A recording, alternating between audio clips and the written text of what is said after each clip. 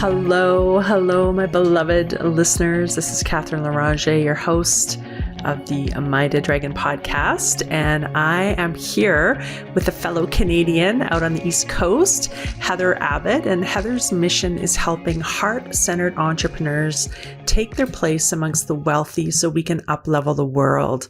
She spent decades as a CPA, financial advisor, mindset worker, and entrepreneur, and Heather shares this expertise and her innate magic to help you make friends with your finances and guide you to true prosperity. So, Heather, thank you so much for joining me today on the podcast. And I'm really looking forward to our conversation. And I'm wondering if you can start us out by sharing a little bit about your journey and how you came to realize that you had a choice about becoming the main character of your life. Well, when you were describing the podcast and what it's about to me, you mentioned like women starting to do it on their own. Part of my path has been to stop doing it all on my own. From a young age, I was one of those kids that I handled it all. Like when mom would be driving and the blinker would go off when she'd go around a corner, I watched for weeks to see if she was flicking it off or if it went off on its own rather than ask her. Like it just never occurred to me. So there's a lot of things that I could have done more easily if I had sought the advice of someone who had already been there, done that, which is advice I gave to my children, right? Like, don't ask one of your friends. Yeah. The people who are older have been there, done that. So part of that is partly why I ended up in a marriage for so long that was not good, very not good. And then while I was there, I became an accountant. I became a financial advisor. The accounting, it was just because it was easy and I had to pick something when I left school. The financial advisor is because Investors Group flies you places for training. I wanted that. But I was meant to learn these things so that I can help others. I've always been an entrepreneur too. Again, doing it the hard way. When I was a CPA and I had my own public practice, I was supposed to have a mentor, but it never really seemed to click that I got one. So even though I was supposed to have one, I didn't. So figured that out on my own too. So it's been a hard journey. But 2015 is when I slayed I wouldn't call him a dragon because that would be a compliment. When I slayed the ex, I guess, I left him, and a week later he took his life in front of me, which actually it wasn't that notable, unfortunately. I looked back to see if he had faked it. He had not, but to me, it was another traumatic day, but I had several. And the nightmares were about him being back alive, not about that. But that started a whole new life for me. I had the freedom, fun, and finances that I talk about, but I didn't have the focus, the clarity on exactly. I knew I wanted to speak and teach. I knew I wanted to travel as part of that. But even with all of the stuff that I knew, people say, well, what are you going to teach? I'm like, I don't know. Maybe I'll become a yoga teacher. Like, are you serious? So it's taken me since 2015 to this year to finish getting the different types of freedoms, because there's three. I always say there's health, there's freedom from oppression, which I got out of, and then there's the freedom of expression, freedom to stand up and say, this is who I am. And all of me, if you don't like me, that's fine. The people who need me are going to be drawn to me. And like I said, when I met you, I am a fairy.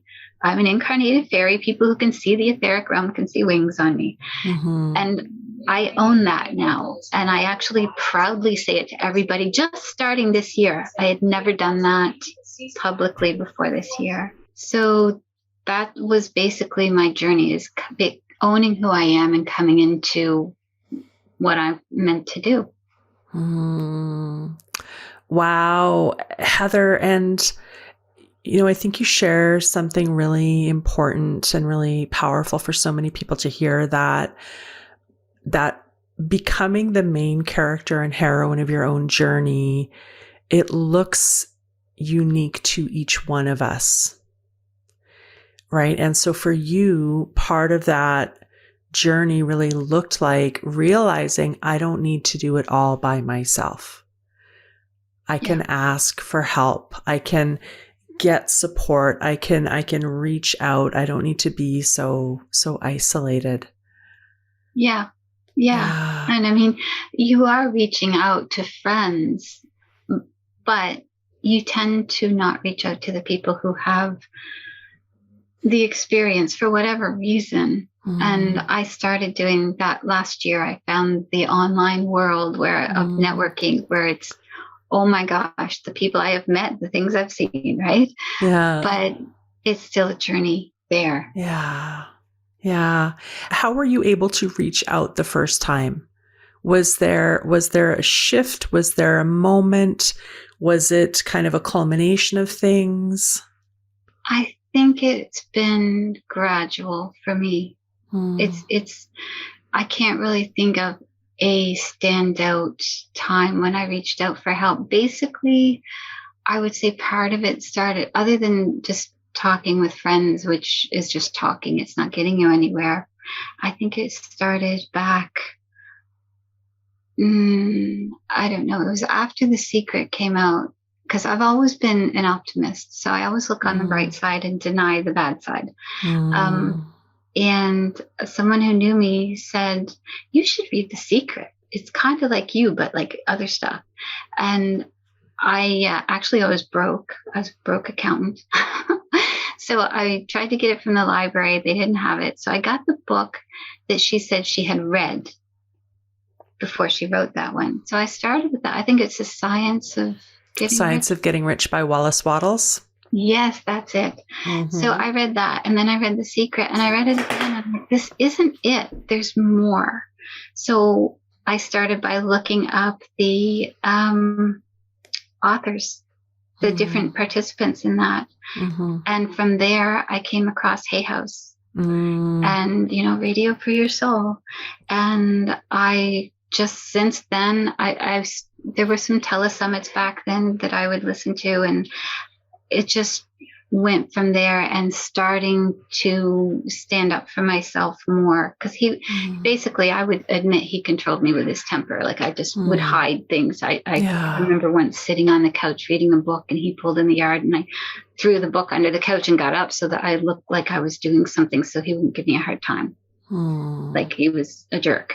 So it was me stepping into that. And when he actually realized I was listening to things, he threatened he was going to take the computer away from me, actually, because it intimidated him, because he knew I was growing and getting out of his control. So that was one starting place. I actually thought of writing a book called There's Help for That, like a guidebook, so that people wouldn't have to go searching the way I did. Yeah. And also because at the time I thought I didn't have any story of my own. Yeah, because that had been dimmed, right? Yeah. Well, you're in denial. So yeah. And denial is a survival strategy. Yes. Right? Sometimes sometimes it's like, you're okay. This is, what I need to do to survive. And we, hopefully get to a point where we offer ourselves grace and compassion for those times. Yeah, it's detachment and denial. Scarlett O'Hara, I love quoting her. It's like, oh, I can't think about that now. I'll think about that now. I'll go crazy. I'll think about that tomorrow. Yeah, right. And I love that, Heather, that we are all, we all have different capacities at different times in our lives, depending on what's going on. And hopefully, we come to know that we're doing the best that we can in any moment, and that moment can really look different from day to day, from hour to hour, from minute to minute. Yeah. When I'm helping people through money blocks, it occurred to me that getting past money blocks is exactly the same as leaving an abusive relationship. There's so many similarities there, right? And the shame, the the judgment of others, worrying about what people will say about you. It's like, no, I'm a smart, educated woman. I'm not mentally abused. But I was severely mentally abused. But I would not own that, because also, if you admit it, you have to do something about it. And if you're not ready to do something about it, then what's that saying about you? Is it saying you're weak? But honestly, I believe women in abusive relationships are some of the strongest women on the planet, because you have no idea what they're dealing with and coping with and still functioning. Yeah. Yeah. And often pretending, or not pretending, protecting, right, other people around them too. Yeah. And not wanting to be a burden to anybody else, thinking you have to do it yourself. Yeah. So what have been some of the surprises for you, Heather, in your journey? My fiance, he was a wonderful gift. We're going to get married this summer, actually. We've been together since 2016, but I wouldn't date him. I was not interested in him. He wasn't my type. He wasn't a jerk. Not that my type was jerk. It actually breaks your brain. Yeah. They did studies. Dr. Mona Lisa Schultz said there was a study done on monkeys where they damaged the part of the brain that's affected when you're in abusive relationships, and the monkeys were then drawn to their predators. It's not that we want to. Yeah. But yeah, I couldn't work after that happened. My brain was so tired. Of course. It's like when you have a bottle of champagne and you pop the cork. Yeah. Well, that fuzz was my brain, right? Yeah. So I couldn't work. And if I was with someone and teaching them, I was fine. But doing anything on my own, I had shouldered too much responsibility for too long. I still don't like responsibility more than I have to. But he hired me to paint for him. He's a carpenter. And painting houses is relaxing, and it didn't require my brain. So I said yes, and that's how he got me to fall for him. So that's we've been together this whole time, and we can be together all day, all night, work together and hang out together and not get on each other's nerves at all. It's wonderful. And so, Heather, looking back, like if you could give some advice to an earlier version of yourself, what might that be? I would be very cautious with that, because as bad as things get, it creates who you are. And I know I'm here for a reason. And what I went through is going to help me with that purpose of helping others. So there's like minor little things like that I might have said to the children here and there, just being more cautious about that now that I know more, know more, do more. But other than that, there's not a ton that I would want to go back and say other than you got this. You'll be fine. Yeah. You got this. You'll be fine. You don't take on more than you can handle. You can't get it wrong. You never get it done. If you're going through hell, keep going. All those wonderful sayings. It's funny how I can come up with them now. On the last podcast I was on, she's like, what's your favorite saying? I'm like, I don't have a favorite. I like them all, but now they're all coming to me. And so, Heather, how can people connect with you? They can find me usually on LinkedIn, Heather C. Anytime you look for me, put the C in, Heather C. Abbott. Okay. And it'll come up in the search. But my website is hcabbott.ca. My middle name's Katherine. Oh, nice. Yeah. So hcabbott.ca, because Canadian. And on there, if you click join, be an insider, it takes you to my email list. And then it's not a frequent email. I'm very much against filling people's inboxes, but you will get a handout which will help you with your finances as long as you open it and do it. Awesome. And so for my listeners, as always, I will put those in the show notes for you.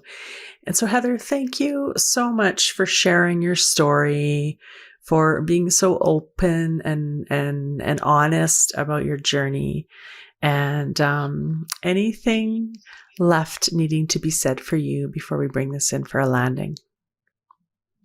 Well, it was really, really a pleasure to be here. If people do want to know more about my story, I did talk about it on my own podcast, Prosperity and Possibilities, which is also on YouTube. But I think as long as you're trying to be better, you'll get there. But keep in mind, when you're dealing with other people, and this is especially for the empathetic people out there who feel other people's emotions, and that will be part of what keeps you in relationships. Just because you see the potential in someone does not mean they have any intention of ever living up to it. They may not ever want to. They're usually happy with being the miserable person they are. That is great advice and wisdom, and to really yes, we want to see that, and we are not responsible for other people living into their potential. That is their choice 100%. And some people choose to, and some people don't. If you were responsible for how someone else felt, you would have them feeling happy. Ultimately, is in the other person's hands. They can make it easier for you to be happy. They can make it harder for you to be happy, but the choice is always yours. Yeah, I love that. And so thank you so much, Heather. And to all of my listeners, as always, thank you so much for tuning in, for supporting the podcast. And until next time, know that I know that you are amazing, talented, worthy. You have a light within you, and you deserve to live a life that you love.